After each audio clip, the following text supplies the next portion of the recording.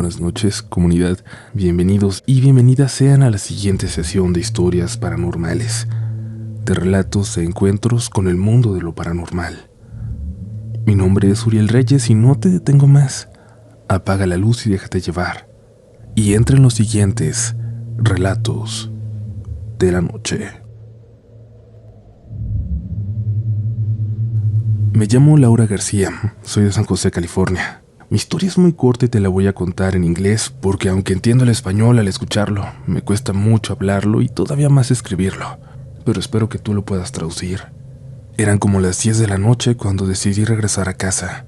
Había pasado la tarde con mis amigas en el centro y entre risas y pláticas se me fue el tiempo sin darme cuenta. Todavía tenía que caminar unas cuadras para llegar a la avenida, donde pasaban los buses para mi casa, pero ya a esa hora la calle se sentía sola. Apenas unas luces parpadeantes acompañaban el silencio. Caminaba rápido cuando de reojo noté que alguien venía detrás de mí. No quise voltear de inmediato.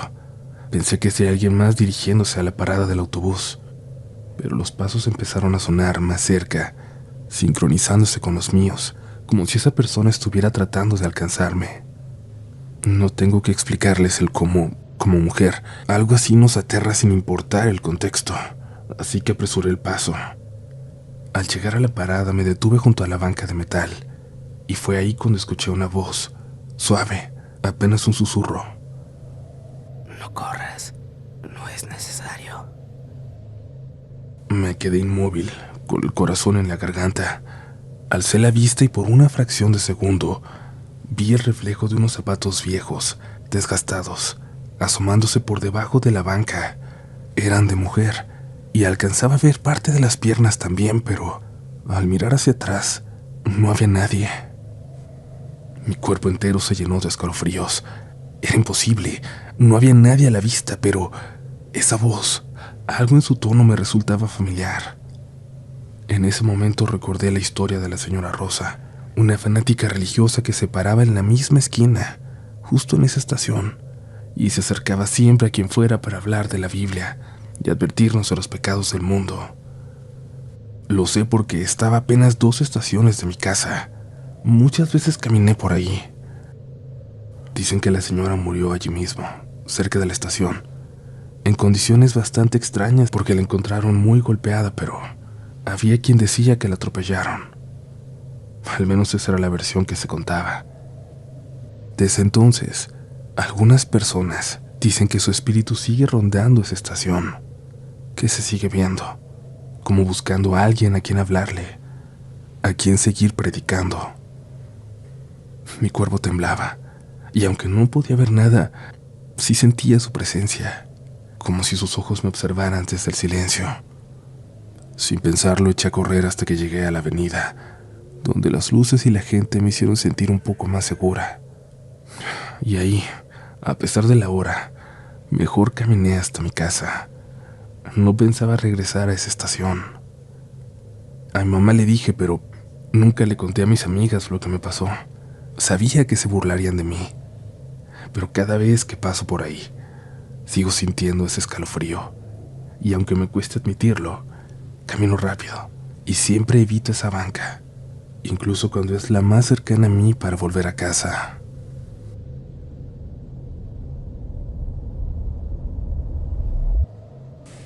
Cuando se murió la tía Annalise, a quien ni siquiera recuerdo haber conocido, pero cuya muerte parecía haber sacudido de fea forma a toda la familia, a mí me mandaron a quedarme a dormir con mis primos, los Politos, como les decíamos por ser hijos de mi tío Polo. Nos llevaron a casa de su abuela materna, una señora que yo no conocía hasta entonces. Mamá Carmen, le decían los Politos, y la señora me dijo que también le llamara así. Su casa era de madera y crujía por todos lados, pero era grande, como las de las películas, lo suficiente para que nos entretuviéramos toda la tarde jugando a las escondidas. Así fue como la conocí, como la fui descubriendo, escondiéndome en ella. Los rincones eran oscuros, pero había algo en la casa que me hacía sentir como si estuviera en la mía. Pero cuando nos mandaron a dormir, me dejaron en un cuarto vacío y antes de salir, el Polito mayor me dijo algo que me sacó de onda. Hagas lo que hagas, no les vayas a responder. ¿Qué? Le pregunté. No le respondes a las voces. Lo que te va a hablar de abajo de la cama. La verdad me sentí raro, pero en ese momento no creí que fuera algo serio. Pensaba que se trataba de una broma para asustarme. Como yo las he hecho también cuando alguien se queda en mi casa y les cuento historias de fantasmas que voy construyendo en el momento. Me dormí. Me quedé bien dormido simplemente.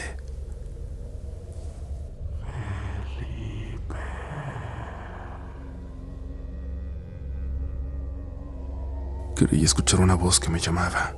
Primero en mi sueño, pero la alcancé a escuchar por un momento cuando abrí los ojos. Luego hubo silencio, un largo silencio, y cuando estaba a punto de dormirme de nuevo, la volví a escuchar. Felipe. Reconocí esa voz. Tenía 3 años que no la escuchaba. Ya estaba empezando a olvidarla. Era la voz de mi mamá. Era la voz de mi madre muerta. Me levanté sin decir nada y salí del cuarto, sin valor para mirar atrás, para ver abajo de la cama. Cuando llegué a la puerta del cuarto donde estaban los politos, sentí mucha vergüenza. Eran malos, eran carrilludos. Si me veían así de asustado, nunca me la iba a acabar. Así que me armé de valor.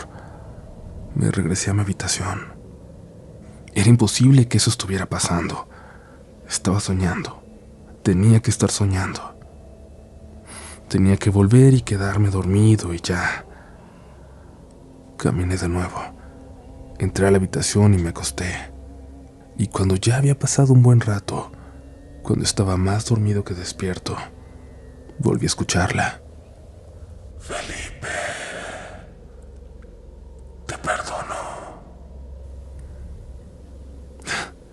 Tú no tienes nada que perdonarme, dije, casi dormido.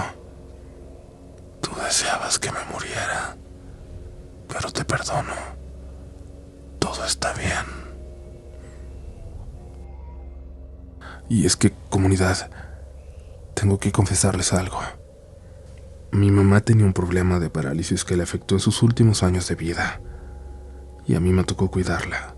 Desde que mi papá se fue, lo hice a solas.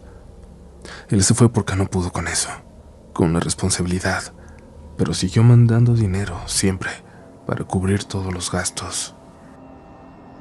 Pero yo que estaba ahí, dejé de jugar, dejé de hacer mis tareas, dejé de salir a la calle con mis amigos.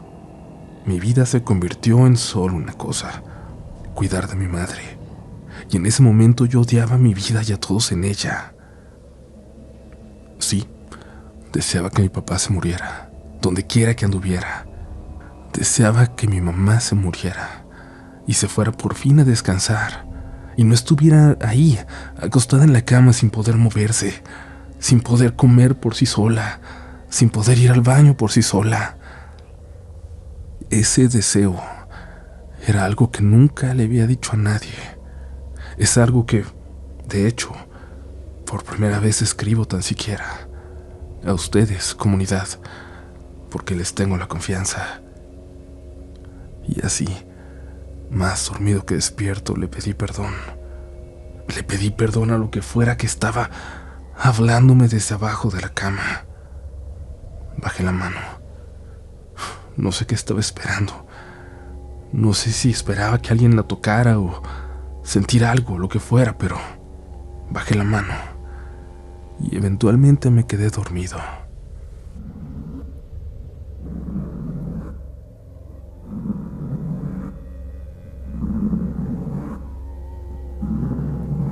Me despertó un sonido lejano, una sensación en la mano. Algo me estaba tocando. Una mano rasposa, dura, que salía desde abajo de la cama me estaba tocando. Al principio pensé que todavía estaba soñando. No quería abrir los ojos, pero podía sentirla en mi mano. Mi corazón latía con fuerza y sentía que algo me oprimía el pecho, pero al mismo tiempo mi curiosidad era más fuerte. Esa sensación de que algo estaba mal, de que algo estaba allá abajo, me invadió. Y sin saber por qué, tuve el valor de bajar la vista. Les juro que ahí estaba, apenas distinguible una mano, con dedos largos y delgados. Una mano que salía desde abajo de la cama, una mano que se aferraba a la mía, de piel grisácea, seca, como si perteneciera a alguien que llevaba años sin ver la luz. Recuerdo el frío que sentí en todo mi cuerpo, pero me quedé congelado, incapaz de soltar esa mano que ahora me estaba apretando con fuerza. ¿Me perdonas? Susurró la voz con un tono entre suplicante y acusador. Me quedé en silencio, tratando de procesar si aquello era real o simplemente me había quedado dormido otra vez, si simplemente estaba atrapado en una pesadilla. ¿Me perdonas? Felipe, ¿me perdonas? La voz volvió a insistir, con un tono que no había escuchado nunca en mi madre. Era como si algo distinto estuviera usando su voz, pero distorsionándola, volviéndola ajena, perturbadora. La voz de mi madre que, al mismo tiempo, no era de ella. Hasta entonces recordé lo que me dijo el Pablito mayor: no le respondas. Y ahí, con esa mano apretando la mía, entendí de golpe el peso de su advertencia. Entendí que era literal. Pero era tarde. Ya había hablado. Sin saber qué más hacer, me mordí los labios, cerré los ojos, deseando que aquello simplemente desapareciera. Tiré de mi mano para soltarme, pero la presión aumentó y sentí como esa mano comenzaba a jalarme hacia abajo, como si quisiera arrastrarme con ella. Felipe, déjame ir. Felipe, déjame ir, murmuró la voz, ahora más suave, como si estuviera rogando. Pero ya no era un ruego que me conmoviera. Aquella voz se había vuelto áspera, ajena, y en lo profundo supe que lo que fuera que estaba bajo la cama era algo completamente opuesto a mi madre. Luché, batallé, y finalmente logré soltarme de aquella garra fría y seca. Retrocedí hasta la pared, sintiendo cómo mi respiración se entrecortaba. Pasaron segundos o quizás minutos, en un silencio tan denso que me parecía imposible. Poco antes de que saliera el sol, escuché ruidos en la cocina. Salí corriendo y me encontré a mamá Carmen, levantándose, y le conté lo que había pasado. Ella me escuchó en silencio, con una expresión que no pude entender del todo. Al final, me sonrió y me dijo que no le diera tantas vueltas, que seguramente todo había sido una alucinación, provocada por andar de aquí para allá en panteones y funerarias esos días. Me pidió que no le hiciera caso a sus nietos, que solo eran unos traviesos amantes de las historias de fantasmas, y sin duda, habían aprovechado la oportunidad para asustarme, para plantarme esa idea en la cabeza. Según ella, ellos mismos inventaron esa advertencia para no entrar más a ese cuarto, para que alguien más ocupara la habitación que siempre les había dado miedo. Pero, aunque quería creerle, sabía que había escuchado la voz de mi mamá. Esa parte la recordaba clara, tan clara como las palabras que me dijo. De lo que aún hoy trato de convencerme de que fue solo una pesadilla, es de aquella mano fría, de aquella mano áspera como de muerta, que salió de debajo de la cama. Porque, aunque todas las noches me repito que fue un sueño, ese recuerdo sigue ahí, como la pesadilla más real que he tenido en mi vida.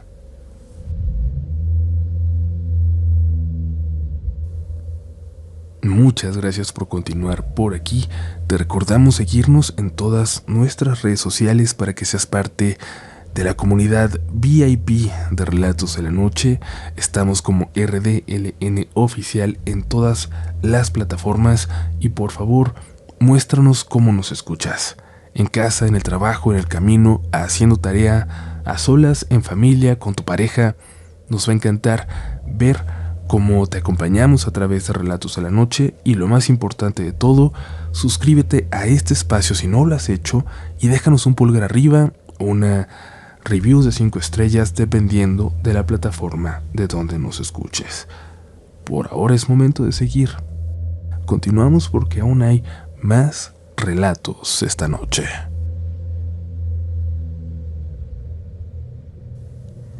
Buenas noches, Uriel.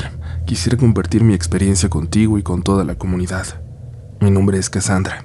Nací en un pequeño pueblo de los Altos de Jalisco, un lugar lleno de mitos y leyendas.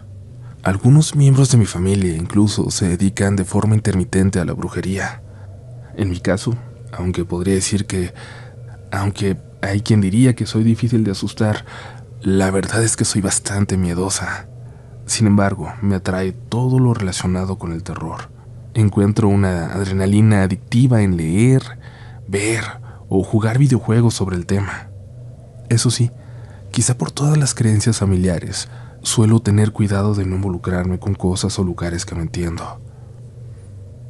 A lo largo de mis 29 años, he tenido varios encuentros muy cercanos con lo paranormal.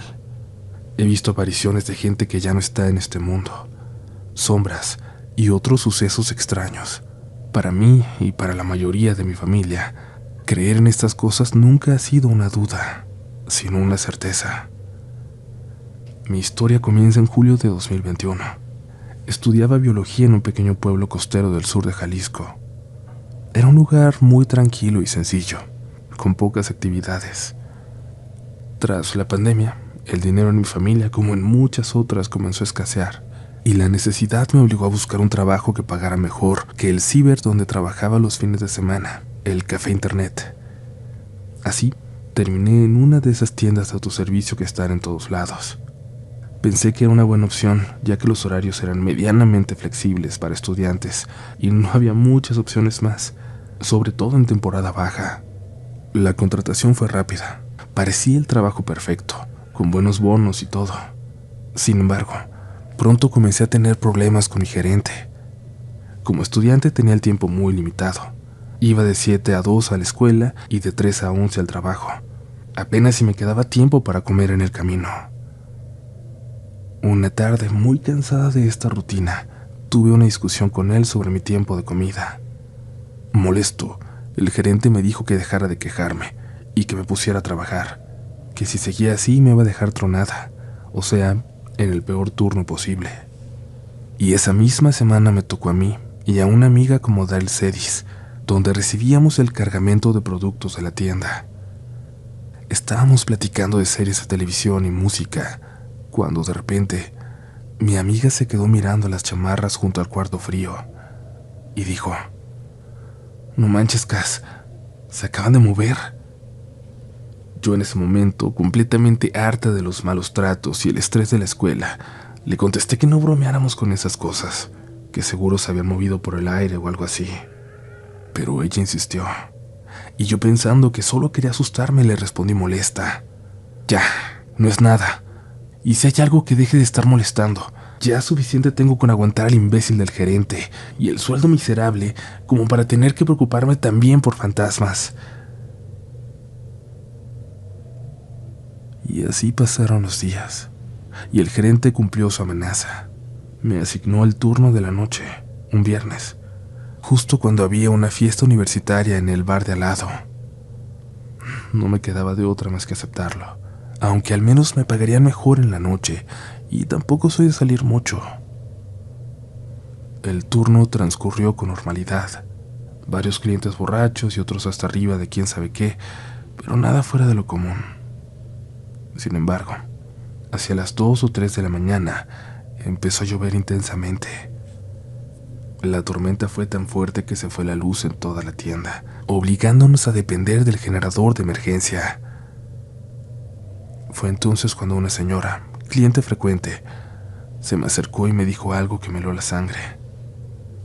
«Ten mucho cuidado, mija. Aquí en esta tienda se aparece una niña en los pasillos. Hace años que la atropellaron casi aquí enfrente, en la esquina».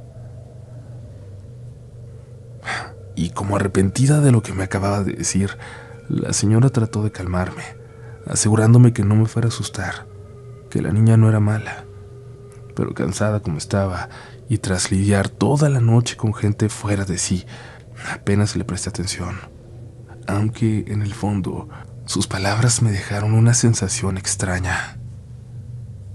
Dejé el turno a las 7 de la mañana y olvidé el asunto, hasta que un par de semanas después me encontraba sola con otra compañera en el turno de la mañana. Era aproximadamente la 1 de la tarde, la hora más tranquila, cuando mi compañera me pidió que rellenara los refrigeradores. Entré a la bodega, cargué uno de los carritos con un montón de refrescos, cervezas y demás. Pero cuando me disponía a entrar al cuarto frío, justo en la puerta, pude ver unos dedos pequeños, muy pálidos. No les presté mucha atención porque, aunque creo en lo paranormal, no pienso que todos los ruidos o cosas extrañas tengan que ver con ello. Simplemente asumí que mi compañera, quien había ido al baño, se había recargado en la puerta. Cerré y empujé el carrito hacia el fondo del cuarto frío. Tomé una lata y cuando estaba a punto de acomodarla, vi por el vidrio del refrigerador que mi compañera estaba allá afuera, cobrando. Tenía una fila bastante larga. No había nadie más ahí dentro conmigo. No podía haber sido su mano. Sentí un miedo inmenso y recordé que las luces de la bodega y el pasillo se apagan automáticamente cada ciertos minutos. Después de haber visto eso, pensé que lo más prudente sería salir antes de que la luz se apagara. Lo último que quería era quedarme ahí a oscuras, después de haber visto esos dedos sosteniendo la puerta, especialmente porque tengo un miedo terrible a la oscuridad. Cuando intenté salir empujé la puerta, pero algo la empujó de regreso hacia mí con mucha fuerza, casi haciéndome caer hacia atrás. Miré de nuevo por el cristal. Mi compañera seguía cobrando. Éramos las únicas en el turno y nadie tenía por qué estar de ese lado de la tienda, sin acceso al público. Traté de recobrar la compostura y decidí llamar a mi amiga para calmarme un poco. Lo que sucedió a continuación sigue siendo uno de los sucesos más inexplicables que he vivido. Del otro lado de la línea de ese teléfono, escuché a un bebé balbuceando. Mi amiga me comenzó a regañar. Me dijo que no era gracioso que imitara a un bebé, menos cuando su hermanito estaba tan enfermo, en el hospital. Me dijo que esa broma le parecía de muy mal gusto. Yo traté de explicarle que no era yo, pero me colgó. Y ahí estaba yo, a solas, en el refrigerador, muerta de miedo. Decidí que si incluso estando ahí me estaban molestando, lo mejor era enfrentarme a mis miedos. Empujé la puerta. Caminé hasta llegar a mi caja. Las manos, todo me temblaba, y no volví a entrar ahí por el resto del turno. Me valió que me fueran a regañar por no haber dejado el refrigerador lleno. Llegué a mi casa un par de horas después, aún asustada. Por supuesto le conté todo a mi amiga, quien se burló de mí, ya que ella cree que todo pasó por el día en que le reclamé al espíritu por no dejarme trabajar. Pero recordando lo que me contó la señora, la clienta, decidí volver a la tienda, disculparme en la oscuridad por haber sido tan irrespetuosa con el espíritu de esta niña, y le dejé una ofrenda con un par de dulces, además de rezar algunas oraciones para pedir por su descanso. Crean o no, casualidad o no, pero después de eso, no volví a experimentar nada paranormal en el lugar, hasta que renuncié hace un par de meses.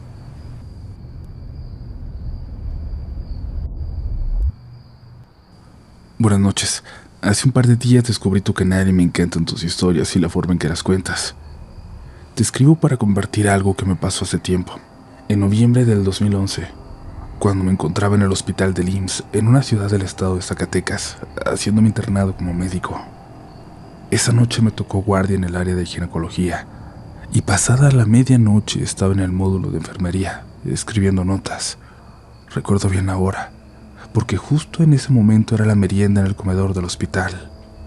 En el área donde me encontraba, El módulo de enfermería era la única forma de entrar a los cuartos donde estaban las pacientes internadas. Todas las habitaciones compartían un pasillo que daba directamente a este módulo. La enfermera a cargo me avisó que iría a tomar su merienda y que al volver administraría los medicamentos pendientes, dejándome sola en el área. Aproveché para revisar una paciente que tenía pendiente un medicamento. Fui a su cuarto. Le hice unas preguntas de rutina y al final le dije: ahorita viene la enfermera y te pone el medicamento. Para mi sorpresa me contestó: ya vino, seguramente usted se la topó en el pasillo antes de entrar. Me dieron escalofríos. Yo sabía que estaba completamente sola en esa área. Con voz temblorosa le pregunté cómo estaba vestida. La paciente me respondió lo siguiente: trae un vestido completamente blanco, medias blancas y zapatos de tacón blancos, de esos de enfermeras. Me invadió el miedo en ese momento, pues las enfermeras ya usaban pantalón, filipina y suéter verde, y así era como estaba vestida la enfermera que debía atender a esa paciente. No había forma de que alguien más hubiera pasado por el módulo de enfermería sin que yo lo hubiera visto mientras escribía. Cuando la enfermera regresó de su merienda, le pregunté si ya le había administrado el medicamento a la paciente, y me dijo que no, que apenas le iba a tocar. Le conté lo que la paciente me había dicho, y ella también se quedó pálida. Fue a revisarla y al volver, me contó que le había repetido lo mismo, que ya le habían dado su medicamento, que había sido la otra compañera. Solo estábamos la enfermera y yo, y hasta hoy siempre he pensado que quizás fue una aparición de la famosa planchada. ¿Será posible? Alguien allá afuera, sobre todo de quienes tienen experiencia en hospitales, sabe si esta aparición, si esta leyenda es verdad.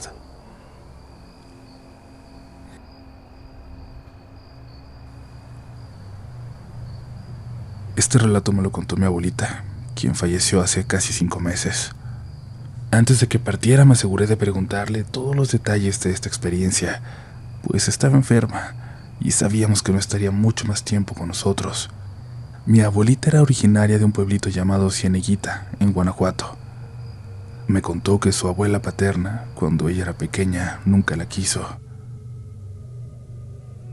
Le hacía muchas groserías, tal vez porque mi abuelita tenía que encargarse de la casa y de la comida tras la muerte de su madre a temprana edad. Aquella mujer no solo era grosera, sino que la trataba como a una sirvienta.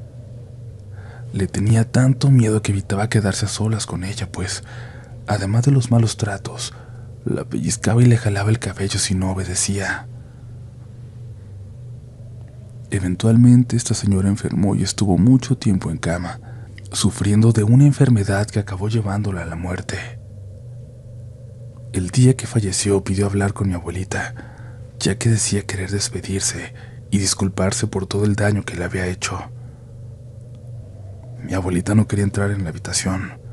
Le daba terror verla en ese estado tan deteriorado, y más aún estando enferma, pues siempre sintió una energía extraña en su presencia. Decía que la casa se sentía fría y pesada, como si algo malo la habitara. Finalmente mi abuelita entró en la habitación y la señora, con una voz débil, le pidió perdón.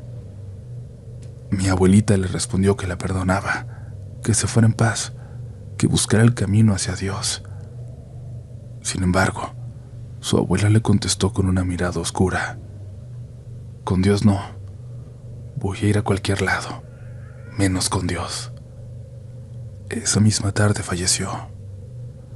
Después de su muerte, la casa se sentía más fría y tenebrosa que nunca. Mientras esperaban a que alguien fuera a recoger el cuerpo, dicen que soplaba un aire escalofriante y el viento chiflaba al pasar por los árboles alrededor. Al estar rodeados de monte, no se veía nada más allá de las sombras de los árboles y no se escuchaba nada más que ese viento que susurraba entre las ramas. En medio de ese silencio, mi abuelita escuchó lo que le pareció un llanto lejano, un lamento profundo entre los árboles. No sabía si se lo estaba imaginando o si, en verdad, Algo estaba llorando allá afuera.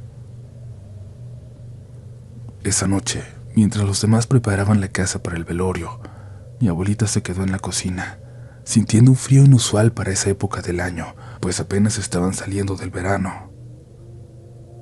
A la mañana siguiente, mientras velaban el cuerpo, mi abuelita y sus primos estaban jugando en el patio. Había un viejo huizache donde la abuela solía sentarse cuando estaba en vida. Allí había un viejo huizache donde su abuela solía sentarse en vida, y decidieron jugar a las escondidas cerca de él. En un momento, mi abuelita y uno de sus primos corrieron hacia el huizache para esconderse. Al llegar, se detuvieron en seco. Ella no pudo moverse.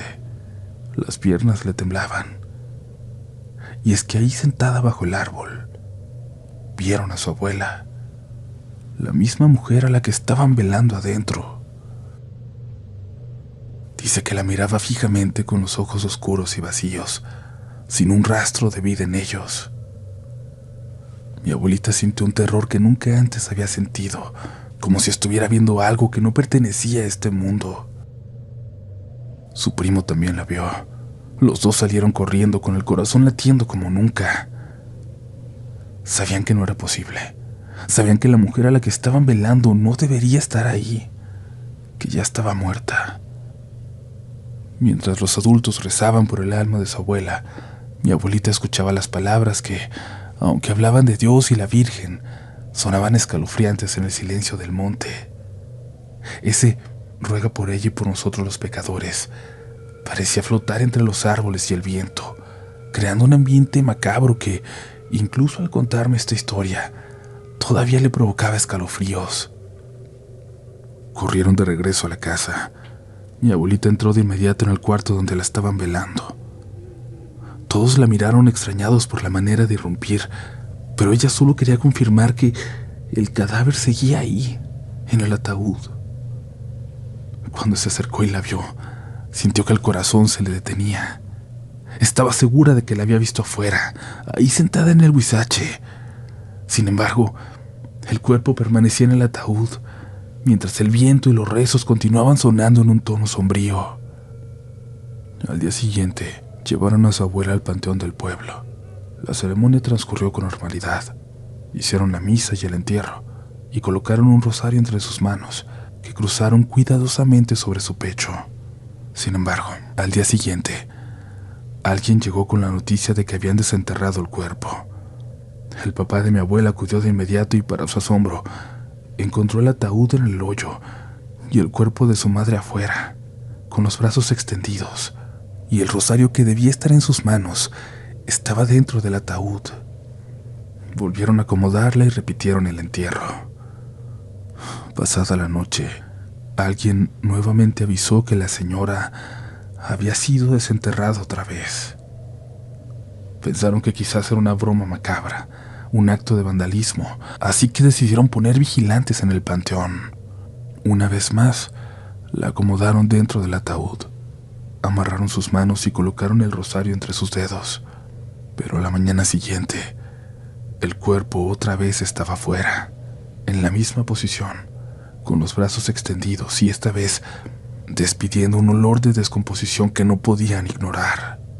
La situación no podía continuar así. El cuerpo ya empezaba a mostrar signos de deterioro y el párroco sugirió que quizás la señora rechazaba la Tierra Santa. Con gran pesar, la familia tomó la decisión de sacarla del panteón, enterrarla fuera del terreno sagrado. Fue solo después de este último entierro, lejos de ese panteón, que el cuerpo finalmente permaneció en paz. Desde entonces, nadie volvió a verla penando en la casa, y tampoco hubo más noticias de desentierros. Su tumba, hasta el día de hoy, permanece fuera del panteón. Es el único cuerpo en ese lugar, y es un recordatorio inquietante de aquella presencia que no quiso encontrar descanso entre los muertos. Sé que este relato puede parecer sencillo, pero mi abuelita siempre aseguró que todo esto fue real, y que el miedo que sintió en ese momento fue profundo, porque no es normal que un cuerpo haya sido desenterrado tantas veces. Y esta comunidad es solo una de las muchas historias que mi abuelita me contó. Espero, más adelante, irles compartiendo otras. Que tengan muy buenas noches.